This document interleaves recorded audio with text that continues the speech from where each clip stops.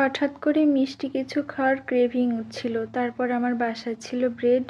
এই তো ব্রেডগুলো মাঝখান থেকে কেটে স্লাইস করে নিলাম। তো আমি ভাবছি ব্রেড দিয়ে একটা কিছু বানিয়ে নিব। নিয়েছি 2টা মুরগির ডিম আর হচ্ছে স্বাদ মতো চিনি, গুঁড়া দুধ। এগুলো এখন সুন্দর করে মিক্স করে নিব।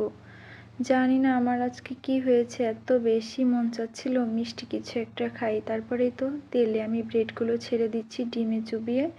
এখন এটা একটু কালার হয়ে আসলে আমি উল্টিয়ে দিব। এটা তো খুব তাড়াতাড়ি হয়ে যায়, একদম সহজ।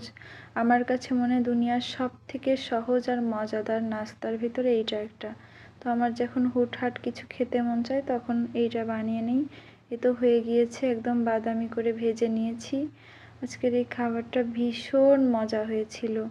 তো এই তো সব রেডি, এখন আমি মজা করে খেয়ে নিব। সবাই ভালো থাকবেন, সুস্থ থাকবেন, বেশি বেশি আমার ভিডিও দেখবেন। সবাইকে অনেক অনেক ভালোবাসা জানিয়ে শেষ করছি। আসসালামু আলাইকুম।